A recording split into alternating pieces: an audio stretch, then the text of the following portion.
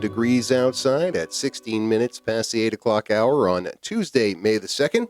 Chris Lenois back with you for the third and final hour of the Green Mountain Mornings program. Joining me in the studio for the remainder of today's program is Mike Faher, staff reporter for VTDigger. Stories also found in the Brattleboro Reformer as well as the Commons, and appreciate you coming in every couple of weeks and sharing them with us. Mike, good morning to you. Good morning. Glad to be here. 2 days in a row, you and I are getting together. We were both at the American Legion yesterday for the Brattleboro Area Chamber of Commerce Luncheon with the Governor, an annual event there.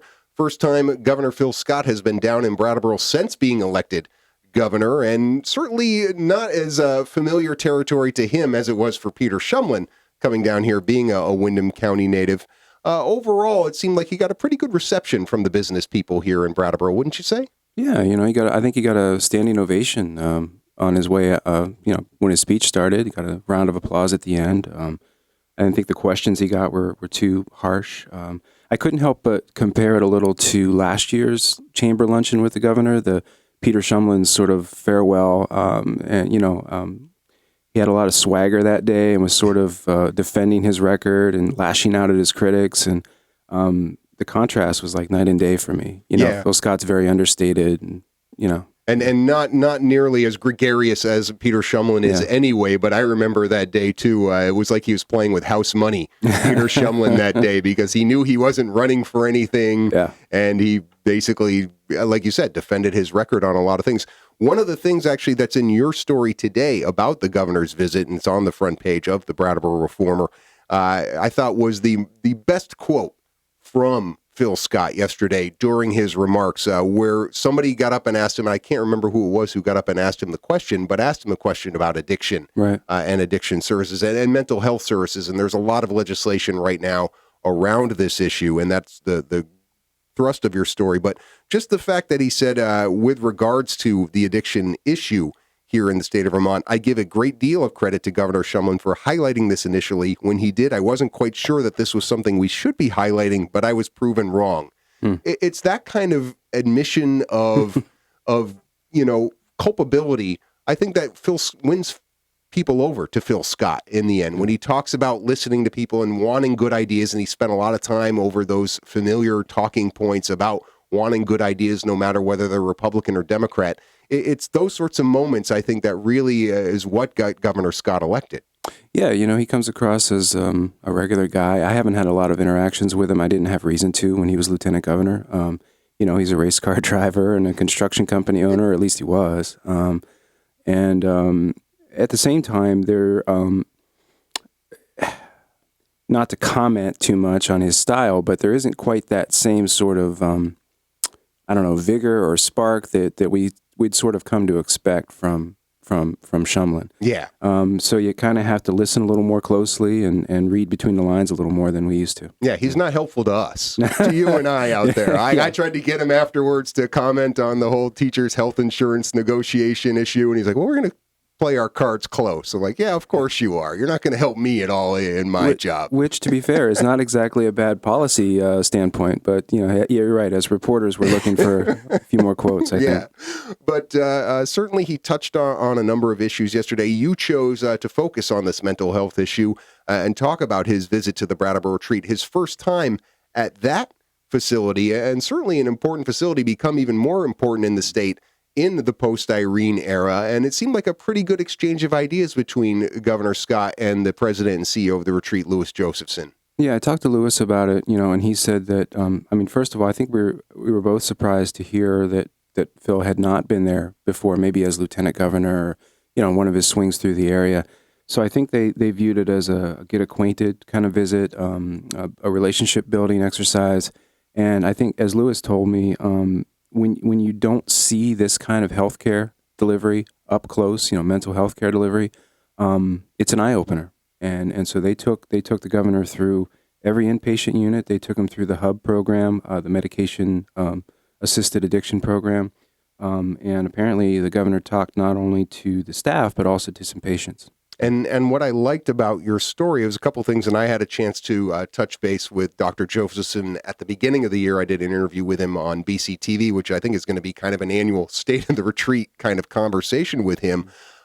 This move towards patient-centered services, but off-site, outside of the facility. And it sounds like, I mean, obviously, when you're talking about cost-cutting, facilities are normally the thing that really drive up costs. It seemed like there was some synergy between what the retreat wants to do as far as do more outside of the walls of the retreat and what Governor Scott's probably looking for in terms of efficiency in the delivery of services. Yeah, one of the things that struck me, the retreat for a few years now has been asking the state to help them expand their adolescent treatment unit. There aren't any other adolescent inpatient mental health beds in the state. But apparently they didn't talk about that yesterday. What they talked about were how can we expand mental health services such that we don't have to add beds at places like the retreat. And for Lewis, that means things like telepsychiatry, where their psychiatrists phone into ERs. It means things like step-down services so people can leave the retreat when they're ready to go, but they're not quite ready for, to return to their own homes. And I guess he and the governor talked about, how can we invest in those types of services instead of just building more inpatient treatment beds. It didn't seem like they spoke about any specific legislation or any sort of specific programs. When you're talking about investing in services, it doesn't sound to me like it rose to the level where they're going to actually take action anytime soon. It sounded to me more like a get to know you kind of conversation. Yeah, at least that's what they told me. Right. But yeah, that's the impression I got, that it really was let's show you the nuts and bolts of what we do at the retreat. Because Governor Scott, and you allude to this Opiate Coordination Council, and he's done a lot to kind of, I think he's even appointed somebody on the state level beyond just like mental health services or health and human services. He's appointed somebody to kind of head up how they deal with addiction here in the state, if I'm remembering correctly. The name is escaping me at the moment. Yeah, I'm looking for it myself, but it's sort of an addiction director. Like I want to say czar, even though that isn't the word. I almost use the exact same word. Yeah. So definitely, from sort of a programmatic standpoint, he has tried to do that from day one and pick up the ball that Shumlin threw out there. But we're only 4 months into his term, so the question is, what kind of policy changes might he be able to enact, or what kind of funding can he get? Well, yeah, and I was just about to, and the other thing around addiction or any sort of funding issue is what's happening on the national level. And that was a question that was asked at the Chamber of Commerce luncheon. And really, what can you do at this point other than kind of shrug and say, we have no idea what's going to happen beyond the borders of Vermont. But it certainly seems like he's moving forward with whatever he can move forward from. That was at least the one takeaway I had from some of the cryptic answers we got from the governor. He said, if we're going to be fiscally conservative, we're not going to raise taxes, and we're going to worry about controlling what we can control. Yes, indeed. Mike Faher's story about the governor's visit to the Brattleboro retreat and to the Chamber of Commerce luncheon on the front page of the Reformer today. Also, I'm sure on VTDigger.org, and will be in the edition of the Commons soon, because his writing appears in all three of those locations, and we'll continue talking with him about other stories when we come back after the bottom of the hour news break. All right, well, I guess it's the same Steve Miller Band song this time. I thought I had queued up Take the Money and Run for my next segment with Mike Faher of VTDigger, the Brattleboro Reformer, and the Commons, and that was because of the story we're going to be talking about, which has to do with a Buffalo-based business called Graphics Controls that a couple of years ago acquired Vermed, a medical device manufacturer up in the Bellows Falls area, and then announced, well, not announcing, this is what's curious about this story, Mike, and people, you cover this from a couple of different angles, and people can find it in the Friday edition of the Brattleboro Reformer grant program called a success despite company's defection.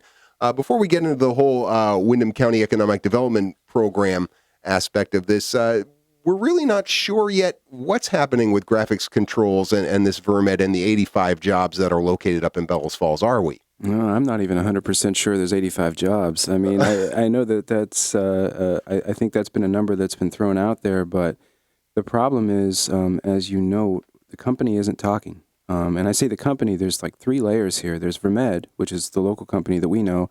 There's Graphic Controls, which is Buffalo-based and bought them in, I think, 2015. And then there's a Japanese company that bought the whole thing in 2016, I think, last fall, and nobody's talking. And the only reason we have an inkling that this is happening is Graphics Controls has informed the property owner where Vermed is located that they're not renewing their lease at the end of this year. Yeah, right. And the property owner, in fact, is a former executive of the company. So he's a guy who's in the know and is a good source for this. But yeah, the news has sort of come out in dribs and drabs, and it's been a little frustrating for whatever reason. And it's not common. I mean, this is bad news, but generally somebody at a company will put out even a short press release or a short statement sort of acknowledging what everyone knows. And it just hasn't happened yet. Yeah. In the meantime, though, the story here is that this is a company that got quite a bit of funding from the state of Vermont. Now, they didn't use some of this funding either. You talked about the Vermont Employment Growth Incentive, which they got a couple $100,000 from that they never touched.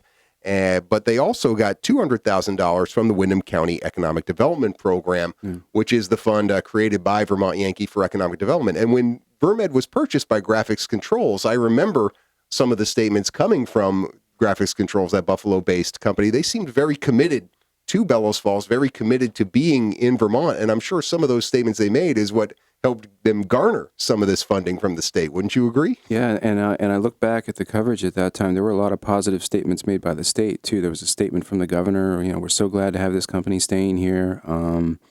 And that was less than 2 years ago. Less than 2 years ago. Now, first of all, with this Vermont Employment Growth Incentive, they got $242,000 from that. They never touched it. So some details on why they didn't touch it, because you had some conversations with folks on the state level, as there's some checks and balances to this kind of funding. They call that money the veggie funding of the acronym. And apparently what you have to do as a company, you qualify for this, but you don't get any upfront. And you have to then file with the state year to year and say, here's how we've grown, here's what we've done, to show that you're meeting the, and then they'll dole you out some of that money. Now, the state told me that Vermed had actually not planned any growth in 2015. They had planned growth in 2016, and they actually wouldn't yet have filed with the state for that money. It doesn't sound like they're going to. No. Right. But it would still need to be earmarked, I guess. Is that a fair assessment of it? Because it says here $242,000 allocated. They've kind of like, look, when Graphics Controls is ready to ramp up, because it is employment growth, that's the EG and the veggie, then they would be able to allocate this money. That's basically how that works. With the Windham County Economic Development Program funding, the $200,000, that was just a straight up grant. That's right. And that's now gone if everything happens where Vermed leaves the state of Vermont, correct? That's my understanding. I wouldn't be surprised if there aren't some attorneys at the state level at least looking at this. And I haven't seen the sort of the nuts and bolts language of that grant. But from everything we know right now, the money was paid out in 2015 and it's gone. And this is, there's been fits and starts. You kind of give a pretty good history in a snapshot form in this story, I think, reminding people that after the first round of applications for the money being dispersed by Vermont Yankee, basically almost all of them were rejected. And the governor, I remember, I think it was at a Chamber of Commerce luncheon, he took ownership of that. He took the blame, said, listen, we haven't done a good job of rolling this out. We need to be better in terms of clarifying what we want. Pat Moulton was there. She was the Agency of Community and Commerce secretary at the time as well. And they said, we need to be more clear. Fast forward to organizations like Graphics Controls applying for this money, and then also some bigger disbursements when you're talking about GS Precision or Commonwealth Dairy even more recently.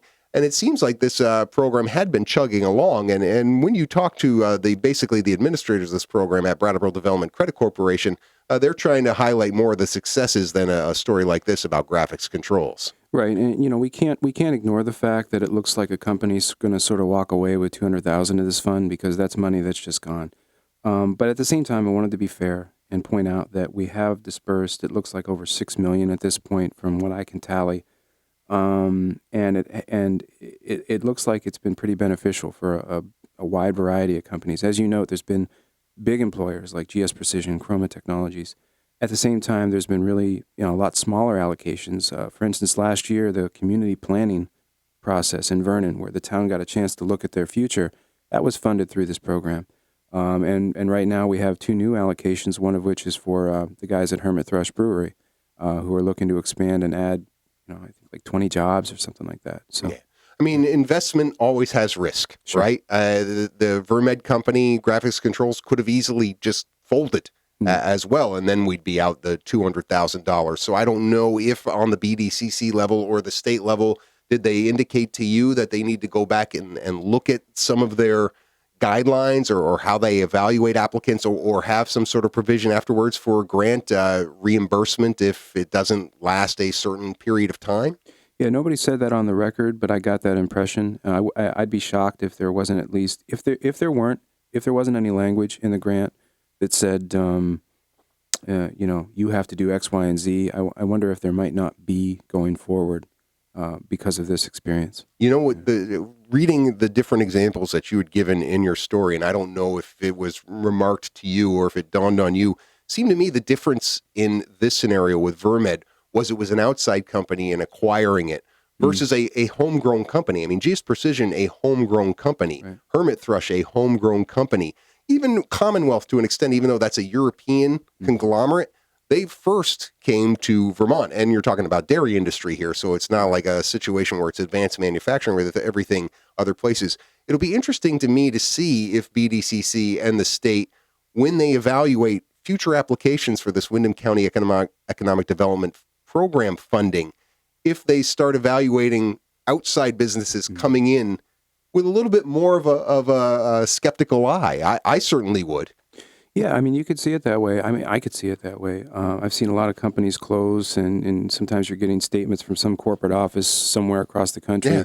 Yeah. At the same time, though, I think from an economic development standpoint, they'd probably tell you that they don't want to just ignore that type of investment. They don't want to. Right. You don't want to seem too provincial because then maybe you don't get that kind of investment. And that's a goal. We should be trying to get businesses to relocate to Vermont. I mean, that's a goal of this administration. Just interesting that apparently the money from the Windham County Economic Development Program Fund is not enough to keep them here. And maybe this has to do with this other layer, too, that you talk about with the Japanese company taking ownership of graphics controls.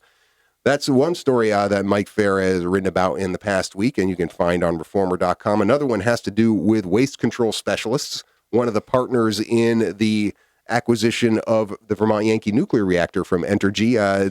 This story that you wrote, something that I guess probably falls under the umbrella of you having to report on it, even though it doesn't necessarily have a direct impact on the negotiations happening here between the state and Entergy and North Star Energy Group. Yeah, I tried to be really careful with the story and explain, why this might not matter and why it might, depending on your perspective. So basically, it's a partner in the proposed VY cleanup, and the overall owner of that cleanup, would-be owner of that cleanup, North Star, says, hey, this is no big deal. The folks who are a little more critical or skeptical of this whole process say, well, it looks like this company's having financial problems, so maybe it is a big deal. And so that I wanted to get both of those perspectives on the record. Yeah, you have the waste control specialists writing to the NRC about a project that they had planned to take on high-level radioactive waste, right? Right now they have a low-level contamination site in Andrews, Texas, and actually a lot of the VY low-level radioactive waste goes down there. They were working on a project to take on a more high-level stuff that's going to be stored basically on site at VY until they figure out what they're going to do on a federal level. And Rod Baltzer of Waste Control Specialists getting this letter asking to suspend it. And I mean, when you talk about the magnitude of financial burdens, that does certainly raise a question mark as people saying, can North Star really pull off what they say they're going to pull off? Yeah, it's a super important topic, what we're going to do with the spent fuel at Vermont Yankee. And right now, we don't know. The federal government says it will all be gone by 2052, but no one knows how that will happen. There's nowhere to take it. And what this company, Waste Control Specialist, was proposing is we're going to build a dump, essentially, in Texas to take, spent fuel like the fuel at Vermont Yankee. Now, they've already got a facility, as you say, that is going to take most of the plant because that's considered, quote-unquote, low-level waste.